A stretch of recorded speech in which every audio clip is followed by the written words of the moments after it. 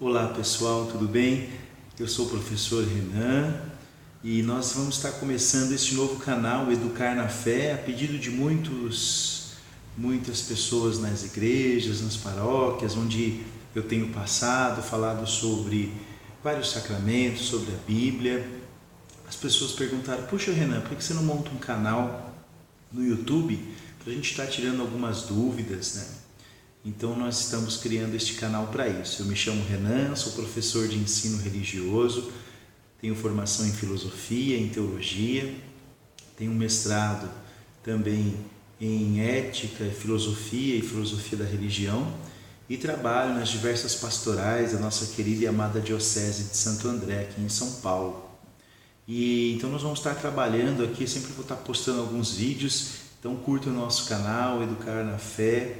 Depois você pode estar postando aí também suas perguntas, suas dúvidas, e eu gostaria de começar falando nada mais, nada menos do que a nossa Bíblia, a Sagrada Escritura. E com certeza nós temos muitas dúvidas e eu fico triste como professor, como filósofo, como teólogo, que as pessoas fazem uma leitura muito errada da Bíblia. Então eu queria rapidamente falar alguns aspectos. Primeiramente, a gente precisa entender que a Bíblia, ela não é um livro de ciência. A Bíblia não fala de exatidão, a Bíblia não quer falar como o mundo foi criado. A Bíblia fala quem criou o mundo, que é Deus. Agora, como foi criado? Se foi através do Big Bang, se o livro do Gênesis. Primeira coisa, a gente precisa entender isso. Quando a gente assiste aqueles vídeos da Discovery dizendo que encontraram a Arca de Noé, que a Bíblia estava certa, estava errada. Quando se lê a Bíblia achando que está lendo um livro de ciência, como um livro de matemática, um livro de física, aí nós cometemos um grande erro. E aí ela deixa de ser palavra de Deus e muitas vezes nós caímos numa leitura fundamentalista. Então a Bíblia, foi um livro escrito de teologia, que conta a história de um povo, da sua luta, das suas conquistas, sempre assistida por um Deus. Então, é o livro da vida. A Bíblia é o livro da vida. A palavra de Deus é o livro da vida. Não é um livro de ciência.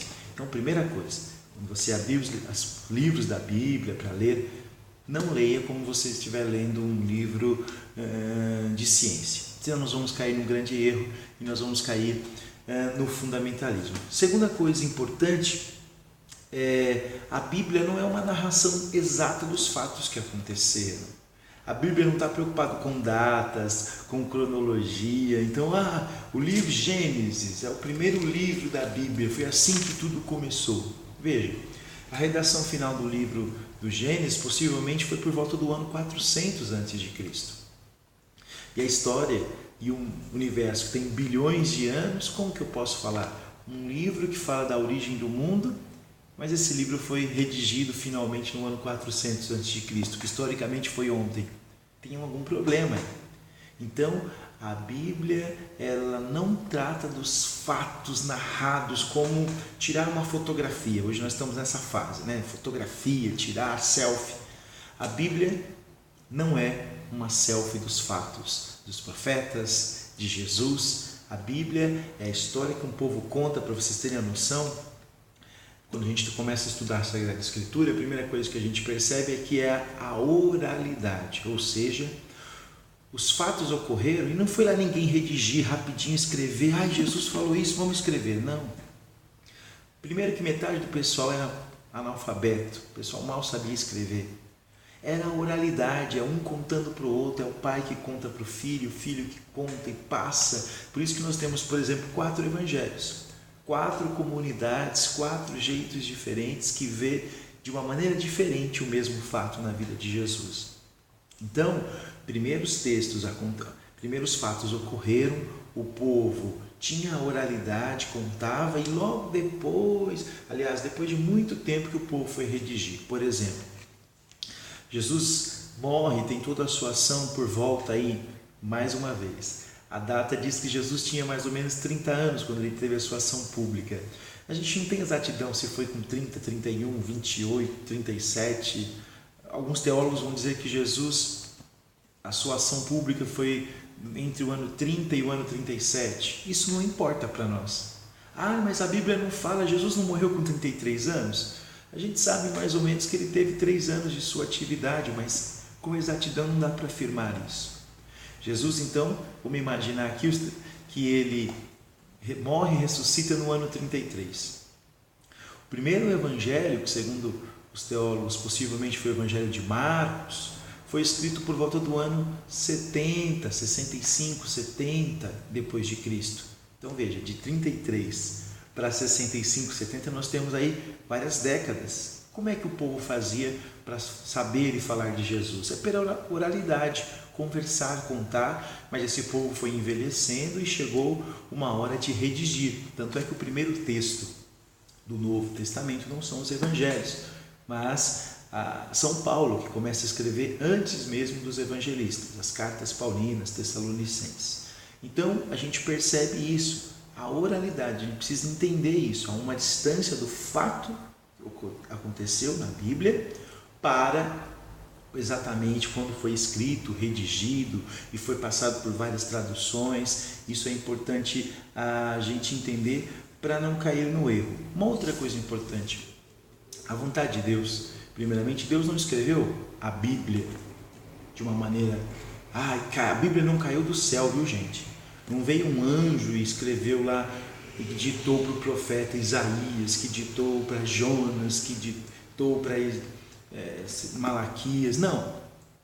A Bíblia foi acontecendo aos poucos na história do povo de Deus, e o povo de Deus foi vivendo e escrevendo essas ações, essas narrações. Então, repito mais uma vez, a Bíblia, então, não é um raio-x, não é exatamente uma selfie dos fatos ocorridos. Renan, mas então ela é palavra de Deus?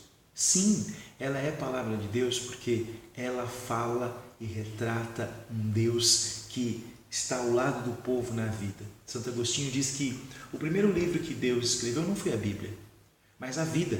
O dom da vida. Deus nos criou para essa vida maravilhosa, só que nós, cabeça dura que somos, como não conseguimos interpretar a vida, Deus escreve então, através de homens e mulheres que foram inspirados por Deus, Deus escreve a Bíblia com a finalidade única de interpretar a vida. Então nós temos a vida e a Bíblia para interpretar esta vida, como Jesus diz, eu vim para que tenham vida e vida em abundância. Se nós tirarmos a Bíblia do contexto da vida, nós caímos no fundamentalismo. Em nome da Bíblia, podemos matar. Em nome da Bíblia, podemos excluir. Em nome da Bíblia, podemos deixar as pessoas de lado. Queria dar aqui alguns exemplos, como essa leitura que nós chamamos fundamentalista. Por que fundamentalista? Isso, embora tenha começado com os nossos irmãos protestantes, evangélicos, mas isso também tem na nossa Igreja Católica. Fundamentalista é quando a gente lê a Bíblia ao pé da letra. Eu gosto sempre de dar um exemplo. Vamos imaginar o seguinte: eu sou casado, vamos imaginar que eu sou casado e sou professor. E minha esposa, de repente, vai lavar as minhas calças e encontra no bolso um papelzinho dizendo: Renan, eu te amo, assinado Graziele. Minha esposa chama Ana Paula. Minha esposa pode falar: mas meu Deus, quem é essa Graziele? O Renan está me traindo e isso, e vim para cima de mim falar e conversar e ver. E eu posso ter, por exemplo, uma aluna de 8, 9 anos de idade, que chama Graziele, e que no dia dos professores escreveu lá dizendo: professor Renan, eu te amo, assinado Graziele. Qual o problema que aconteceu aí? Problema de interpretação. No caso, a minha esposa pode ler ao pé da letra e achar que ela seja uma outra mulher, que eu estou cometendo adultério, mas na verdade, uma criança que escreve no dia que é o dia dos professores, homenageando o seu professor. A leitura fundamentalista é essa, quando a gente tira o texto fora do seu contexto. Um papelzinho escrito Renan, eu te amo, pode ter várias interpretações. Então a leitura fundamentalista é quando a gente se apega a um aspecto apenas e não vemos o todo, que é muito importante. Por exemplo, quando a gente vê lá no livro de Josué, no capítulo 10, versículo 13, no Antigo Testamento, que diz que Josué estava passando para a batalha e Deus ordenou e o sol parou. O sol parou para o povo passar, ficou estático. Hoje nós sabemos, você que estuda, que isso era impensável. Por muitos séculos e séculos, até mesmo a nossa tradição, a igreja achava-se e tinha uma leitura ao pé da letra. Essa leitura mais aberta que a igreja tem é fruto do Concílio Vaticano II, dos exegetas, dos biblistas, do Papa Pio XII, quando escreve a encíclica em 43, influenciando os teólogos a ter essa nova interpretação. Então a gente cai numa leitura fundamentalista. Espera aí, mas se é a palavra de Deus, a Bíblia está errado? O sol não parou? Quem que está certo, a ciência ou a fé? Ciência e a Bíblia. Então a gente precisa entender, interpretar de novo. A Bíblia não quer falar de fatos exatos científicos, porque ela não é um livro de ciência. O que ela quer dizer? Deus assistiu o seu povo e o seu povo saiu. Por exemplo, o Mar Vermelho também. Olha, a maré abaixou, foi daquele jeito mesmo, foi um fato miraculoso, como eu vi no cinema. Gente, isso não importa muito. O que a Bíblia quer dizer é o seguinte: o povo que estava escravo, Deus mandou Moisés, o seu mensageiro, e o povo se libertou. Essa é a mensagem central. O povo de Deus agora vive livre. Agora, se passou, se o mar tinha 3 metros de altura, se for por uma maré baixa, isso não importa. A Bíblia não está preocupada com isso. A Bíblia, tanto é que nós temos 2, 3 formas narrativas de contar a saída do povo da escravidão. Então, no próprio livro mesmo, a gente vê várias formas de interpretar isso. Então, a gente precisa pegar a mensagem central. Um outro texto, que esse é perigoso, já foi alvo de até grandes heresias, no Novo Testamento, lá em Mateus, no capítulo 5, versículo 30 e seguinte, quando Jesus diz: se sua mão te leva a pecar, corte. Se seu olho te leva a pecar, arranque-o. A gente para pensar, meu Deus, Jesus está falando isso. Se o meu olho me leva a pecar, eu tenho que arrancá-lo, eu tenho que tirar ele. O que eu faço? Já teve pessoas que levaram essa interpretação ao pé da letra. E um homem, uma vez, séculos atrás, arrancou o próprio olho, porque ele ficava olhando, digamos assim, a vizinha, e ele percebia que ele estava pecando. Ele foi lá, arrancou o olho e disse: eu não peco mais. Arranquei aquilo, ou os 2 olhos no caso, que me fazia pecar. Gente, isso não é o que Jesus está dizendo. A Bíblia não está dizendo para arrancar o olho, cortar a mão, cortar o braço. Mas o que ela está dizendo? Olha, se você sabe, vamos imaginar uma pessoa que está lutando contra o vício do álcool. Se você sabe que você é fraco, que o álcool te domina, e você vai numa festa onde só vai ter bebida alcoólica, não vá nessa festa, porque a carne é fraca, você não vai aguentar. Tanto é que o AA, Alcoólatras Anônimos, o lema da vida que tem é evitar o primeiro gole, porque senão você não vai aguentar. Uma pessoa diabética que vai numa festa onde só tem doces, você não vai aguentar, então não vai nessa festa. Se você sabe que aquela pessoa te irrita e você vai dar um soco na cara dela, evite essa situação.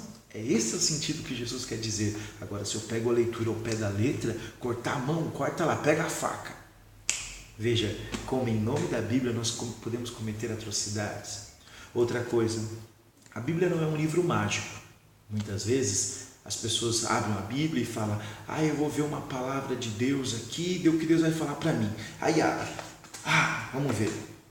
Judas foi e se matou. Meu Deus, isso não é a palavra de Deus, vou ver outro lugar. Aqui no Antigo Testamento, vai tu e fazes o mesmo. Olha, se é a vontade de Deus eu vou fazer, vou me matar. Então, gente, cuidado. A Bíblia, ela não é um livro de magia, não é um livro mágico. O que Deus tem que falar para mim eu vou abrir. Não, isso é um erro. A gente precisa ver o contexto do livro, para que foi escrito. A gente vê lá, eu estou triste, estou cabisbaixo, estou deprimido, vou pegar uma palavra de Deus e para que Deus me dê uma luz. Aí eu abro no livro das Lamentações, no Antigo Testamento. Maldito seja o dia que minha mãe me colocou no mundo, porque eu sou a pessoa, gente, vai entrar numa depressão e vai até se matar. Veja o que nós podemos cometer em nome. Às vezes as pessoas fazem isso, gente, não porque elas querem, mas por ingenuidade. E por isso que a gente precisa estudar a Bíblia, falar um pouco disso. Então hoje nós temos vários métodos para interpretar a Bíblia. Eu falo de um deles, não é o único, o método histórico crítico, que é você analisar o contexto, né? Como que é colocado, onde foi escrito, a geografia, como que era a formação, os costumes. Por exemplo, naquele trecho quando diz que Jesus se encontrou com a samaritana no Evangelho de João. Naquela época, as mulheres eram, infelizmente em muitos lugares até hoje, as mulheres eram excluídas. Não podiam rezar no templo, oferecer o templo, ainda mais se fosse estrangeiro. Na época de Jesus, pobres, estrangeiros, mulheres, crianças, pecadores, ladrões, seja o que for, eles eram excluídos. E veja, são pessoas nas quais Jesus teve amizade, com o ladrão Zaqueu, Mateus, que era um cobrador de impostos, com a samaritana e tantos outros, os leprosos. Naquela época, se você chegasse perto e tocasse num leproso, num doente, você ficaria impuro também. Então existia todo um preconceito. Se eu não tenho essas ferramentas, a gente chama isso de hermenêutica, de exegese, que é para interpretar. Se eu não conheço essas partes, eu vou ter um sério problema para interpretar a Bíblia. Vou cair em uma leitura fundamentalista ao pé da letra. Então a gente precisa entender o contexto do que a palavra diz. Por exemplo, na Bíblia, qualquer doença que a medicina da época, que era muito precária, não diagnosticasse, era considerado algo demoníaco. Por exemplo, ataque epilético era considerado uma possessão demoníaca. Qualquer doença que não fosse classificado era considerado uma possessão demoníaca. Hoje nós sabemos que um ataque epilético não tem nada de diabo, de demônio. Nós sabemos hoje, por exemplo, que a lepra, que hoje nós chamamos de hanseníase, que ainda existe, não é uma doença na qual eu posso me aproximar de uma pessoa com lepra, posso com os devidos cuidados médicos, e nem por isso ela não vai ser filho de Deus ou vai deixar de ser filho de Deus. Naquela época, um doente não podia ir ao templo, não podia ir na igreja, não podia rezar. E muitas as pessoas interpretavam que quando a pessoa nascia com uma deficiência física, é porque ela está pagando um pecado de algum antepassado, ou do avô, ou do pai, ou de alguém que cometeu. Era uma desgraça que o próprio, digamos, Deus enviou para as pessoas. E na época de Jesus interpretavam isso. E Jesus, na verdade, ele quer mostrar que isso não é a vontade de Deus. E por isso que ele cura, por isso que ele realiza o milagre, porque ele é um Deus libertador. Agora, se eu não entendo esses contextos, fica difícil de eu interpretar a Bíblia, né? Então a gente precisa estar muito atento a isso. Para terminar esse vídeo, eu queria dar algumas dicas, né? Nós vamos continuar esse estudo bíblico, mas eu queria dar algumas dicas de como ler a Bíblia. Primeira coisa, ler a Bíblia. Ler a Bíblia. Tem uma Bíblia em mãos? Uma dica que eu dou: ler as notas de rodapé da Bíblia. Toda a Bíblia tem essas notas, olha, que são essas letrinhas bem pequenas aqui embaixo. O objetivo delas é falar do contexto, a interpretação, o que os biblistas já sabem sobre o texto, o contexto, a geografia, né? Nós temos aqui, por exemplo, uma bela de uma introdução nos livros, né, para a gente entender. E na Bíblia, no caso aqui eu estou com a Bíblia pastoral, mas qualquer Bíblia que você tem aí, cada livro tem uma introdução. Leia a introdução antes, né? Procure ler a introdução, ler a nota de rodapé. Cuidado com a internet, viu? Que hoje as pessoas não vão nem mais no médico, porque tudo é o Google. E às vezes na Bíblia põe lá, o que quer dizer esse texto? Cuidado. Então pega uma fonte, um bom dicionário bíblico. Tem uma coleção chamada Como Ler a Bíblia, da editora Paulus. Procure nas melhores livrarias. São livros fininhos que nos ajudam a conhecer, a interpretar um pouco a palavra de Deus. Então, ler a Bíblia, ler as notas de rodapé. Na cada Bíblia nós temos os mapas para você identificar os locais, né? E aí nós vamos entender que ela é palavra de Deus quando ela é colocada dentro do seu contexto. Porque em nome da Bíblia, se eu não interpreto a Bíblia como ela deve ser interpretada, eu justifico o assassinato pela Bíblia, eu fundamentalizo várias atrocidades em nome da Bíblia, mas a Bíblia quer dizer isso? Não. No próximo vídeo nós vamos entender por que falamos que a Bíblia é a palavra de Deus. Como ela é a palavra de Deus numa linguagem humana.